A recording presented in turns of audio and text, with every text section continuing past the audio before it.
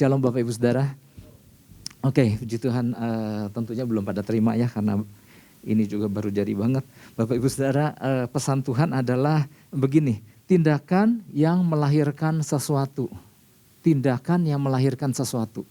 Wow, melahirkan apa nih, nanti kita sama-sama dengar ya. Tetapi saya percaya bahwa ada sesuatu yang Tuhan mau lakukan melalui setiap kita. Ada banyak hal-hal yang mesti dilahirkan, yang harus dilahirkan di tengah kehidupan ini. Nanti kita akan belajar. Oke, supaya lebih mengerti gini aja.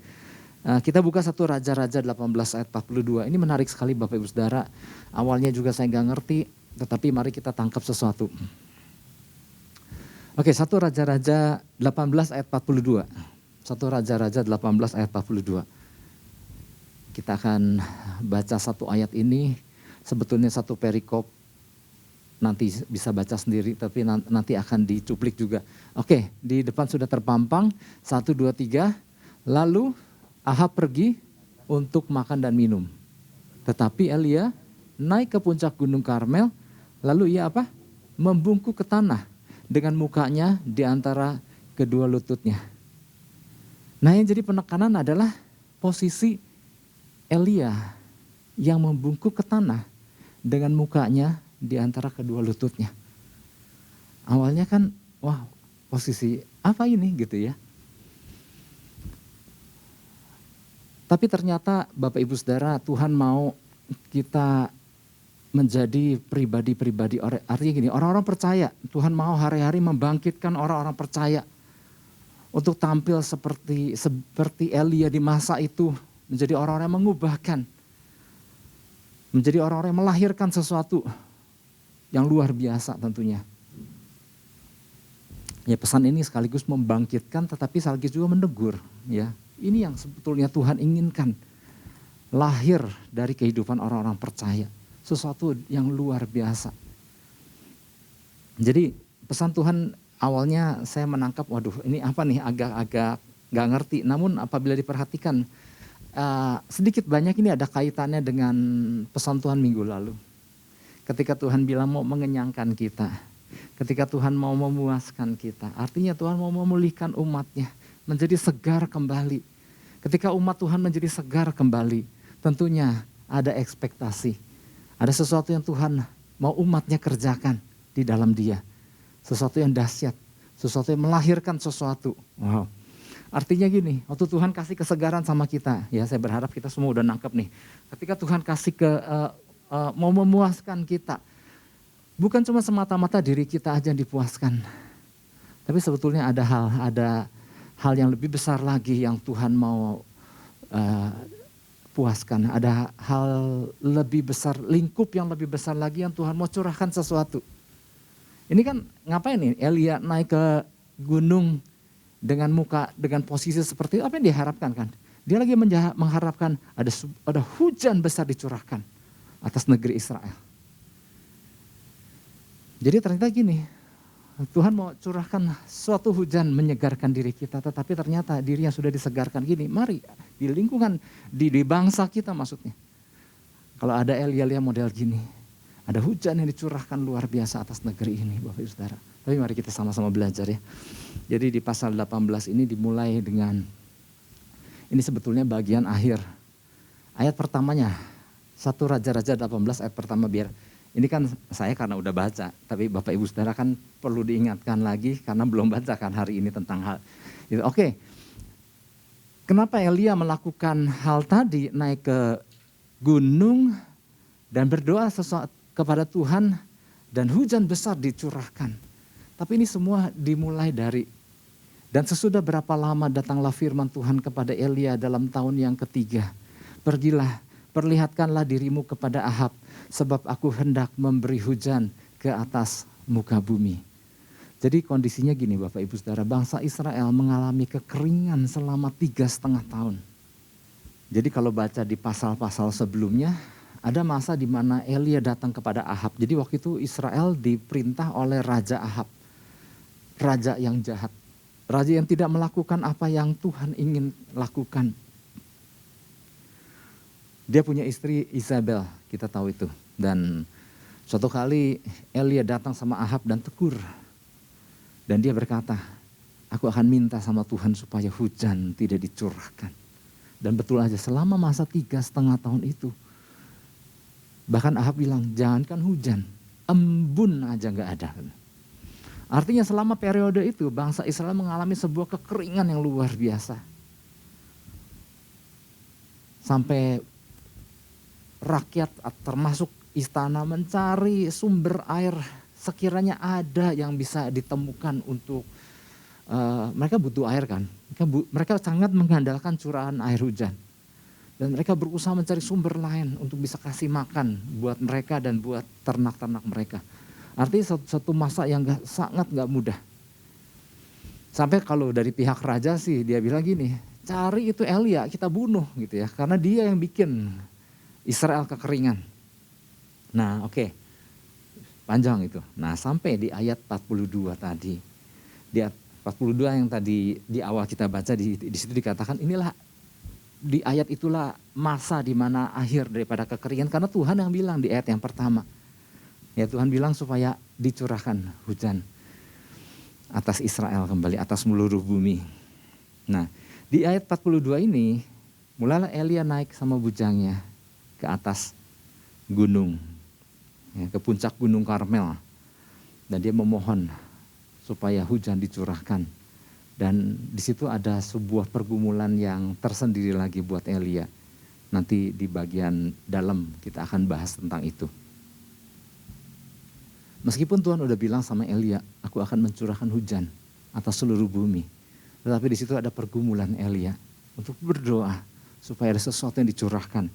Nah, kalau kita perhatikan Bapak Ibu Saudara bahwa setiap peristiwa dilalui Elia telah menghasilkan banyak perkara-perkara luar biasa. Ya. Jadi bukan cuma peristiwa ini aja kan, banyak hal kalau kita ikuti perjalanan Elia dari sejak awal. Di situ ada banyak perkara luar biasa yang Tuhan nyatakan atas Elia melalui Elia, ya. Jadi sebelum peristiwa Elia naik ke bukit berdoa dengan posisi aneh itu, dia baru saja selesai dengan peristiwa mengalahkan 450 nabi Baal waktu diadakan adu korban persembahan. Di situ betul-betul sebetulnya Elia ingin menunjukkan bahwa Allahnya dia adalah Allah yang hidup. Allah yang menjawab korban persembahan yang dinaikkan Elia. Allah yang menurunkan api dari langit. Dia mau menunjukkan ke seluruh bangsa Israel. Karena waktu itu bangsa Israel adalah bangsa yang udah mendua hati. Karena rajanya Raja Ahab, istrinya adalah Isabel yang menyembah tadi, Baal dan Asyera. Sehingga Ahab ikut-ikutan. Dan ini membuat seluruh rakyat Israel mendua hati. Ke Allah juga, ke Allah Bapa juga, tapi ke dewa juga, ke Baal juga. Dan ini yang membuat Elia mengajak seluruh rakyat untuk menyaksikan bahwa ayo perhatikan Allah mana yang benar. Adalah Allah yang menurunkan api dari langit untuk membakar, menyambut korban bakaran yang dipersembahkan. Oke, pesan Tuhannya adalah gini. Tuhan mau kita umatnya kembali menyadari akan dahsyatnya kuasa suatu doa yang dapat dinaikkan seorang manusia biasa kepada Tuhan. Karena di dalam perjanjian baru surat Yakobus 5 ayat 17 kita udah tahu ya, 5 ayat 18. Yakobus 5 ayat 17-18. Di situ dikatakan bahwa Elia adalah manusia biasa. Ya kan? Coba itu ditampilkan. Elia adalah manusia biasa sama seperti kita. Dan ia telah bersungguh-sungguh berdoa supaya hujan jangan turun dan hujan pun tidak turun di bumi selama 3 tahun dan 6 bulan. 18. Lalu ia berdoa pula dan langit menurunkan hujan dan bumi pun mengeluarkan buahnya. Di surat Yakobus dikatakan bahwa Elia adalah manusia biasa. Nah kalau kita manusia apa? Sama, kita juga manusia biasa. Artinya, dari pribadi-pribadi manusia biasa, sebetulnya gini, kalau nangkep apa yang Tuhan percayakan, kita bisa menaikkan doa-doa yang berkuasa. Katakan amin. Nah nanti kita akan belajar doa-doa yang berkuasa itu yang kayak gimana. Doa-doa yang tujuannya untuk apa. Dan doa-doa yang berkuasa yang menghasilkan sesuatu yang luar biasa itu harus hidup di tengah-tengah bangsa yang sedang mengalami krisis kepercayaan. Bangsa yang mengalami degradasi kepercayaan. Jadi jangan sampai gini, di tengah-tengah bangsa kita kan, rasanya hujat-menghujat antar agama dan lain-lain, bahkan ada yang udah menyamaratakan, ya semua agama mah sama dah, kayak gitu semua gitu. Karena gini, ada dari masing-masing kepercayaan kan ada orang-orang bejatnya juga gitu. Sehingga jangan sampai berkesimpulan bahwa ternyata semua agama sama dan semua Allahnya sama. Dan akhirnya gak sedikit kan ada orang-orang meninggalkan agama. Tetapi kan yang dititik beratkan kita sebagai orang percaya dalam Kristus kan bukan soal agama, tetapi buat masyarakat luas kan itu bicara soal agama. Nah inilah saatnya Bapak Ibu Saudara di mana orang-orang percaya di dalam Kristus. Bukan cuma jago di mulut koar-koar, tetapi lihat ada mereka melihat ada Allah yang luar biasa, ada Tuhan yang luar biasa yang hidup, yang bekerja di tengah-tengah umatnya. Nah artinya gini, lewat pesannya ini Tuhan mau kita, Tuhan lagi mau membangkitkan kembali orang-orang percaya yang bisa menunjukkan bahwa mereka punya Tuhan yang dahsyat. Mereka punya Tuhan yang menjawab doa-doa mereka. Dan sehingga mereka lihat ada sesuatu yang luar biasa di tengah-tengah bangsa ini. Nah ini yang Tuhan lagi mau bangkitkan Bapak Ibu Saudara. Artinya gini, Tuhan lagi menyadarkan kita, menyadarkan orang percaya kembali. Tuhan lagi mengingatkan, selama ini apa sih yang kalian bawa dalam doa? Artinya mungkin kita tanpa kita sadari, gak sedikit orang percaya yang hari-hari ini berdoa buat pergumulan sendiri. Ya gak salah tentang itu, tetapi akhirnya udah banyak orang yang fokus sama diri sendiri. Yang udah gak peduli tentang apa yang bangsa ini pikirkan tentang keberadaan Tuhan yang hidup di tengah-tengah umatnya. Jadi melalui pesan Tuhan minggu lalu, Tuhan gak hanya sekedar memuaskan kita umatnya begitu aja tanpa satu tujuan yang jelas. Makanya umatnya dipulihkan dulu kan, umatnya disegarkan dulu, umatnya dikenyangkan dulu untuk lakukan sesuatu. Ya Tuhan ingin melibatkan kita untuk melakukan sesuatu yang jauh lebih besar, yaitu menghasilkan suatu hujan lebat. Dan hujan dalam tanda kutip hujan-hujan lainnya ke atas bangsa ini. Yang dibutuhkan adalah orang-orang percaya yang nyadar, orang-orang percaya nangkap kembali, orang-orang percaya yang sudah dikenyangkan, yang sudah dipuaskan. Dan Tuhan gak kekurangan aliran-aliran air segar bagi siapa yang membutuhkannya. Selama umat Tuhan masih fokus sama diri sendiri. Sulit ya artinya untuk nangkep apa yang Tuhan kehendaki Bapak Ibu Saudara. Jadi seringkali di antara orang-orang percayanya aja masih berkutat dengan hal-hal pribadi. Maksudnya gini. Saya seringkali, lagi-lagi dalam kelas bimbingan pranikah. Sebenarnya gini, jauh sebelum bimbingan pranikah ada bimbingan pendahuluan sebetulnya yang saya udah kasih gambaran kepada orang-orang percaya, para calon-calon pasangan yang suatu hari kelak akan menikah. Saya bilang gini, salah satu dasar yang salah untuk sebuah pasangan menikah adalah salah satunya kan, banyak ya, saya gak mau sebutin satu-satu nanti bimbingan pranikah deh. Salah satu yang sering kali dikejar oleh calon pasangan, tetapi sebetulnya itu bukan dasar yang harus menjadi dasar mereka. Salah satunya adalah, kenapa nikah?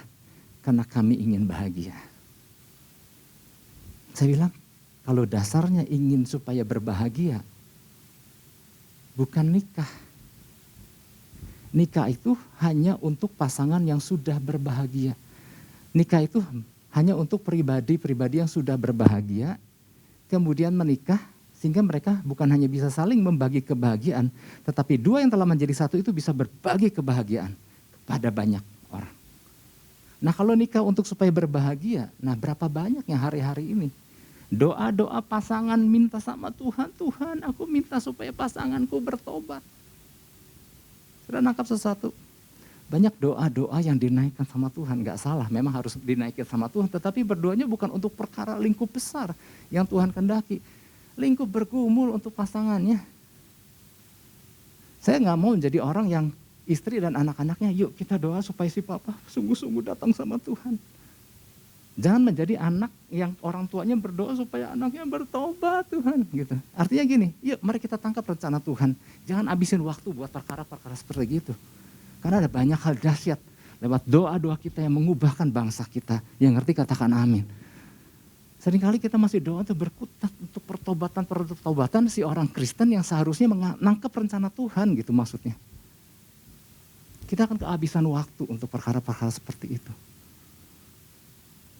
Oke, beberapa hal yang harus kita pahami agar sesuatu yang luar biasa dilahirkan melalui doa-doa yang kita naikkan. Yang pertama adalah gini, memahami tujuan akhirnya. Untuk siapa sih doa-doa itu?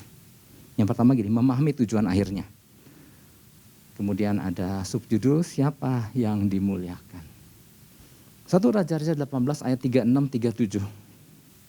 Oke, di sini dikatakan kemudian pada waktu mempersembahkan korban petang, tampillah Nabi Elia dan berkata, ini tuh peristiwa waktu Nabi Elia menghadapi, kan masih dalam satu perikop yang sama nih. Jadi di dalam satu perikop yang sama sebelum peristiwa Elia naik ke gunung berdoa untuk hujan dicurahkan, dia sempat kan menghadapi nabi-nabi Asyera. Nah, salah satu doa yang dinaikkan oleh Nabi Elia ketika udah berhadapan dengan Nabi Baal yang di giliran pertama mereka udah minta sama Tuhannya mereka, sama dewanya mereka. Minta supaya dewanya menjawab korban yang korban binatang yang mereka naikkan. Berharap supaya dewanya menurunkan api dari langit. Nah, kata Elia, udah gak terjawab kan? Sekarang giliran aku. Nah, Elia mengambil binatang sebagai korban persembahan dan dia mulai berdoa. Nah ini. Kemudian pada waktu mempersembahkan korban petang, tampilan Nabi Elia dan berkata, ya Tuhan Allah Abraham, Ishak dan Israel. Pada hari ini biarlah diketahui orang bahwa engkaulah Allah di tengah-tengah Israel. Dan bahwa aku ini hambamu. Dan bahwa atas firman-Mu lah aku melakukan segala perkara ini. Ayat 37, jawablah aku ya Tuhan, jawablah aku supaya bangsa ini mengetahui bahwa engkaulah Allah ya Tuhan. Dan engkaulah yang membuat hati mereka tobat kembali. Tujuan semuanya itu apa sih? Tujuan doa yang dinaikkan Elia adalah supaya apa? Supaya bangsa ini mengetahui bahwa engkaulah Allah, engkaulah Tuhan.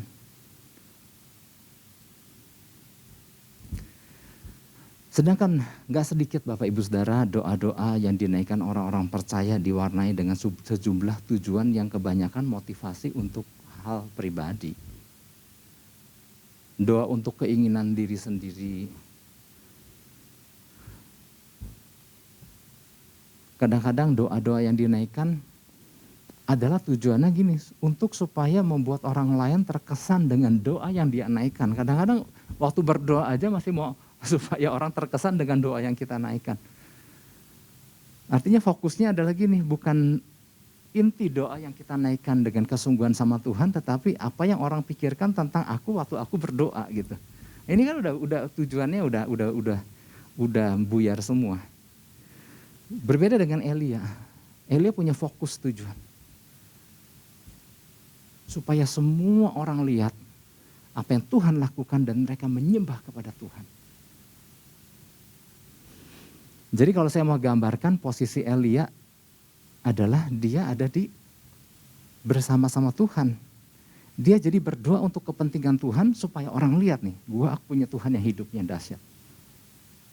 Nah seringkali gak sedikit orang percaya doanya ada di posisi ini meminta sama Tuhan, Tuhan jawablah doaku, jawablah doaku, jawablah doaku. Saya gak bilang itu salah, tetapi seringkali habis waktu untuk minta sama Tuhan untuk menjawab doaku, keinginanku ini, pergumulanku ini. Nah lewat pesan ini, artinya gini, pesan ini mungkin kita sama-sama belajar ya. Kalau Tuhan pakai contoh Elia, tentunya udah bukan doa-doa biasa lagi gitu maksudnya. Tapi doa yang menyadari bahwa kita juga bisa berdoa di pihak Tuhan. Tuhan punya kepentingan dan kita ada bersama-sama di pihaknya Tuhan. Menaikkan sesuatu untuk Tuhan nyatakan agar hal dahsyat dinyatakan. di bumi ini. Nah ini seringkali kan yang udah gak sedikit orang percaya yang, oh iya ya, itu, untuk tujuan itulah Tuhan tempatkan aku di sebuah kota, di sebuah wilayah, di sebuah komunitas. Biar Tuhan lawat sesuatu dengan hal-hal yang dahsyat. Sehingga ujungnya, akhirnya adalah supaya Tuhan dimuliakan. Bukan supaya kita dimuliakan. Seberapa banyak ketika sesuatu terjadi tiba-tiba, ini bicara soal gereja-gereja yang berdoa. Beberapa waktu yang lalu, aduh saya kalau ngomongin ini nanti pada nonton lagi ya. Maksudnya gini,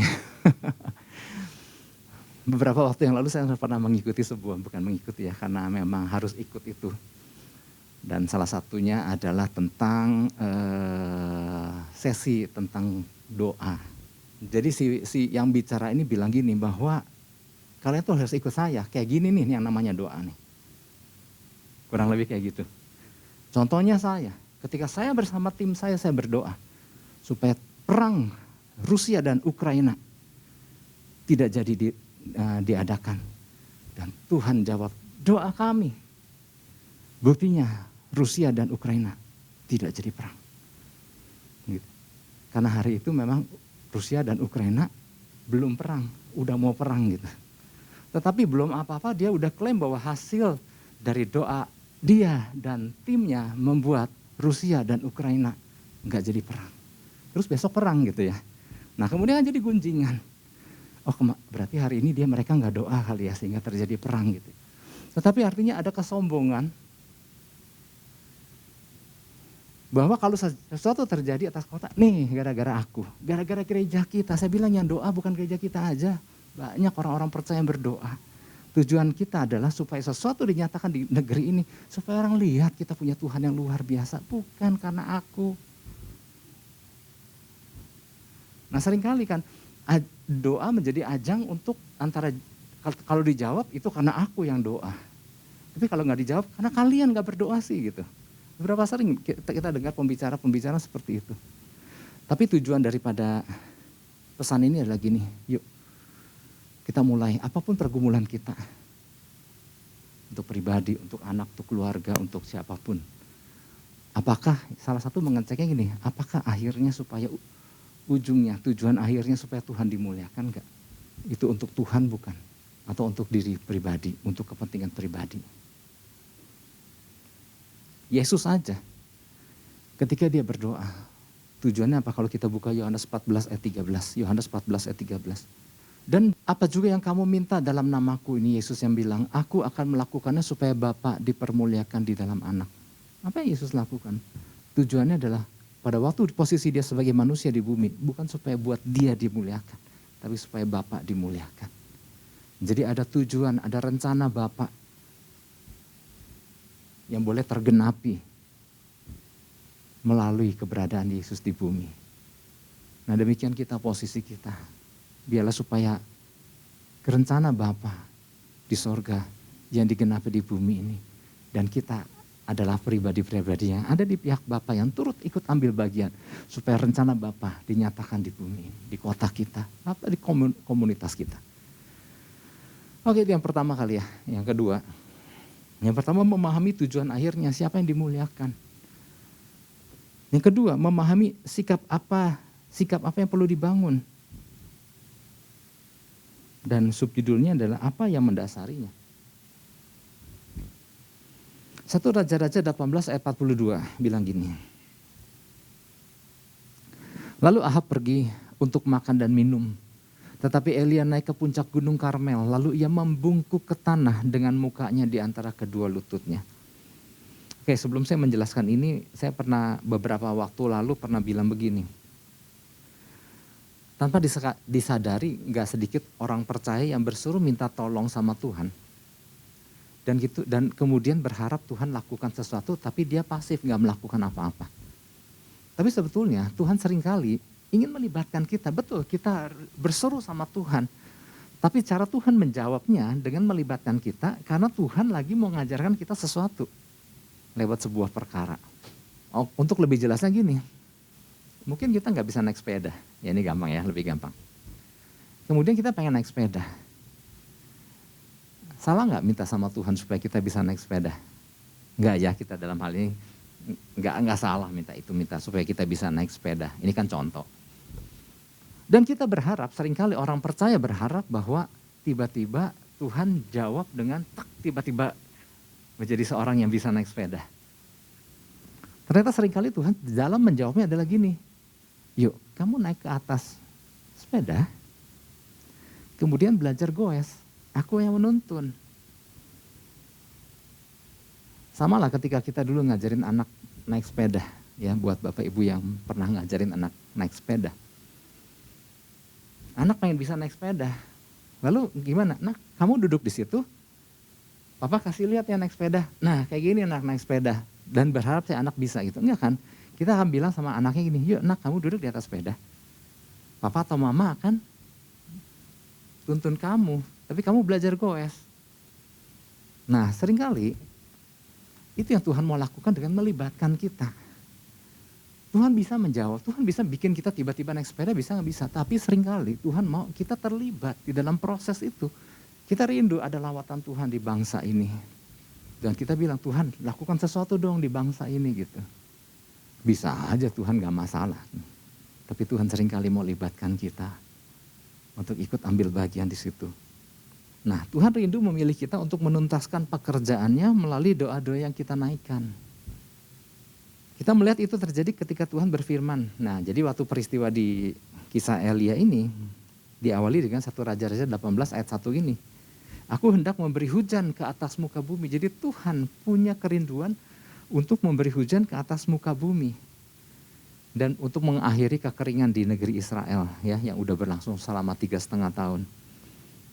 Meskipun Tuhan menjanjikan akan mencurahkan hujan, tetapi Elia perlu naik ke atas gunung untuk berdoa supaya hujan itu dicurahkan. Jadi Tuhan ingin kita turut ambil bagian di dalam pekerjaannya melalui doa-doa yang kita naikkan. Oke, yang saya mau jelaskan adalah posisi Elia ini Bapak Ibu Saudara. Tetapi Elia naik ke puncak gunung Karmel lalu ia membungkuk ke tanah dengan mukanya di antara kedua lututnya. Sebenarnya ini kan yang Tuhan sampaikan. Ada orang berdoa kayak Elia kayak begini gitu. Artinya Tuhan mau kita mencontoh Elia. Tapi apa maksudnya berdoa dengan posisi seperti ini? Menurut budaya pada waktu itu, ya banyak cara orang melahirkannya. Ada orang melahirkan ada wanita melahirkan di dalam air, ada wanita melahirkan seperti umumnya melahirkan saat ini di masa sekarang. Tapi ada juga proses melahirkan dengan cara membengkuk seperti ini. Sehingga proses kelahiran katanya lebih lancar karena mungkin bercermin pada apa yang dilakukan oleh binatang-binatang pada waktu itu. Tetapi intinya adalah inilah salah satu proses melahirkan. Di mana Elia perlu melakukan proses seperti seorang wanita hendak melahirkan sampai bayi itu dilahirkan. Nah ini prosesnya nggak mudah kan, penuh perjuangan. Nah beberapa prinsip oleh sebab itu kalau posisinya seperti posisi orang melahirkan maka kita harus paham juga, kita juga rindu melahirkan sesuatu. Kita rindu doa-doa yang kita naikkan melahirkan sesuatu. Kita rindu tindakan yang kita lakukan melahirkan sesuatu. Nah, kalau ini contohnya adalah posisi seperti orang melahirkan, maka prinsip yang ada kaitan dengan posisi melahirkan ya harus kita pahami dulu. Apa yang mendasari terjadinya kehamilan Bapak Ibu Saudara? Relasi kan? Atau dalam bahasa yang lebih tajamnya lagi terjadinya intercourse. Terjadinya seksual intercourse kalau manusia. Tapi untuk seorang percaya bisa hamil, untuk suatu hari melahirkan, perlu ada hubungan terlebih dahulu dengan sang pemberi benih. Dalam hal Elia, hendak melahirkan sesuatu, dia bukan melahirkan tanpa adanya benih, apanya yang mau bayi, istilahnya anak apa yang mau dilahirkan, orang gak ada benih. Nah tapi Elia punya benih. 1 Raja-Raja 18 ayat 1. Tuhan kasih benih terlebih dahulu. Nah ini Bapak Ibu Saudara. Nah sesudah berapa lama datanglah firman Tuhan kepada Elia dalam tahun yang ketiga. Pergilah perlihatkanlah dirimu kepada Ahab. Sebab aku hendak memberi hujan ke atas muka bumi. Inilah benihnya. Ada hubungan dengan Tuhan. Ada benih yang Tuhan sampaikan. Benihnya adalah gini. Tuhan berfirman, pergilah perlihatkan dirimu kepada Ahab sebab aku hendak memberi hujan ke atas muka bumi. Atas dasar benih inilah ini yang dikandung sama Elia. Ini yang dibawa-bawa sama Elia. Tuhan sudah kasih benih. Nah, jadi untuk terjadinya kehamilan pastikan ada benih dulu. Benih apa yang kita kandung gitu. Elia ada benihnya. Oleh sebab itu dengan modal benih ini, dia berani ketemu 3,5 tahun Ahab cari Elia. Gua cincang, gua potong itu leher Elia, kata Ahab. Semua orang takut kan, Ahab kan gak pernah main-main. Dengan modal benih yang ada di kandungannya itu, dia datang kepada Ahab. Dan dia bilang, kumpulkan itu rakyat Israel. Dan kumpulkan itu semua Nabi Baal dan Nabi Asyera di tanah lapang. Kita adakan pertandingan. Adu siapa Tuhannya yang sungguh-sungguh Tuhan. Yang melawat, yang akan menjawab, menurunkan api dari langit untuk membakar korbannya. Wow, itu luar biasa Bapak Ibu Saudara. Karena Elia akan melakukan sesuatu bersama Tuhan. Dengan modal ada benih itu. Kalau kita punya perkataan Tuhan Bapak Ibu Saudara, kita menjadi lebih berani dan Tuhan akan topang kita karena Tuhan sendiri yang menyampaikannya kepada kita. Nah, benih yang udah ada itu, oleh sebab itu pertama-tama benihnya harus ada dulu. Nah, kalau benihnya udah ada, benihnya harus dijaga. Ya, kalau orang hamil kan ada nutrisi-nutrisi, asupan-asupan yang harus dimasukin kan supaya benih itu tumbuh dengan baik dan tumbuh dengan sehat untuk suatu hari. Ada masanya melahirkan. Elia bangun terus keterhubungan dengan sang pemberi nutrisi itu. Yusuf adalah contoh pribadi seorang anak muda yang udah hamil duluan. Dalam tanda kutip ya. Ada benih gak Yusuf? Ada ya. Dia ngalami sebuah perjumpaan lewat mimpi di mana Tuhan nyatakan bahwa engkau ada jadi sesuatu yang dahsyat di hari depan nanti. Ada 13 ikat gandum yang akan menyembah ikat gandum punya engkau. Wah, dipikir jadi sesuatu yang luar biasa nih pada nyembah. Bahkan 11 bintang akan menyembah kepadamu juga, 2 kali kan mimpinya. Nah, mulailah Yusuf dibawa ke sebuah peristiwa-peristiwa yang sangat tidak mengenakan kan. Kayak belum lama saya ngomong ini, dimasukin ke sumur kering, dilaporkan udah meninggal, diterkam oleh binatang buas, diangkat lagi, dijual ke pedagang Midian sebagai budak belian, dibeli sama Potifar dan lain-lain, belum dipenjara, belum difitnah, belum ingin digagahi dan lain-lain. Bisa nggak kandungan Yusuf itu gugur? Bisa. Kalau Yusuf bilang, itu mah akhirnya mimpi doang lah, bohong. Mana mungkin aku jadi pembesar. Aku dikerjain begini selama sekian belas tahun. Bisa pupus gak harapannya? Bisa. Nah, itulah keguguran dari sebuah benih yang Tuhan berikan. Bisa gugur gak? Bisa gugur. Kalau gak dipelihara baik-baik bisa gugur. Kalau Yusuf akhirnya menyerah, ya udah deh. Ternyata itu mimpi kosong. Udahan buktinya hidupku jadi begini. Udah gugur lah. Tapi enggak loh. Dia tetap percaya bahwa apa yang Tuhan pernah nyatakan melalui mimpi, itu akan terjadi suatu hari. Dia jaga itu kandungan. Tantangan mungkin gak enak, tapi aku percaya. Ini menguatkan dia untuk terus berjalan maju. Dia jaga itu kandungan baik-baik. Kandungannya tanpa dia sadari makin membesar, makin membesar, makin membesar. Elia dalam hal ini dia jaga kandungannya sedemikian rupa untuk suatu hari dia akan melahirkan sesuatu.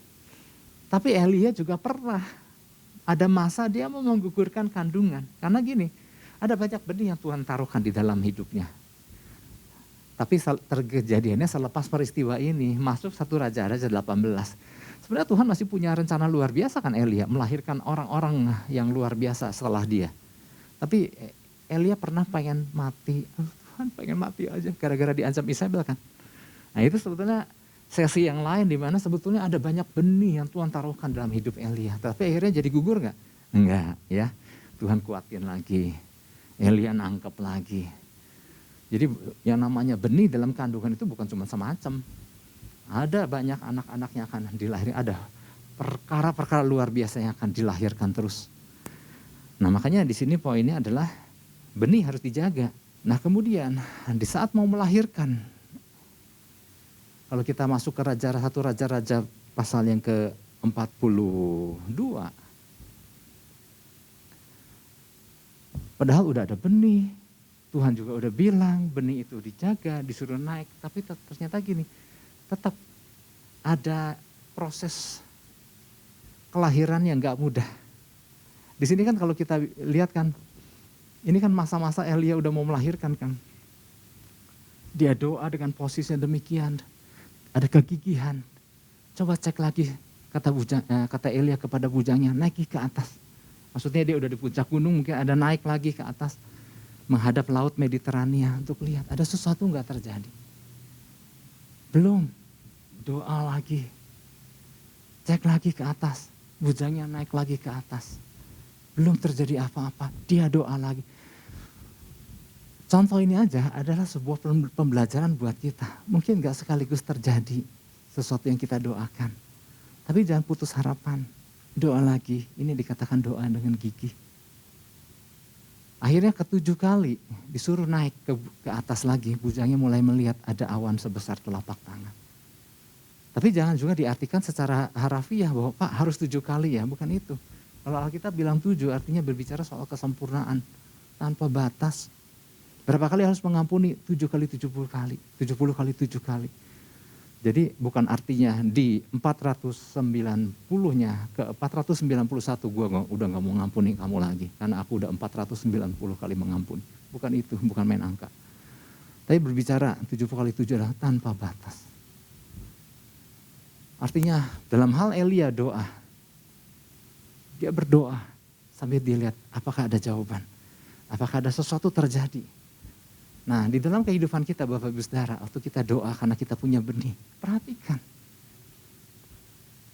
Buat Elia ada awan sebesar telapak tangan, itu cukup, ada sesuatu yang luar biasa yang Tuhan udah lahirkan.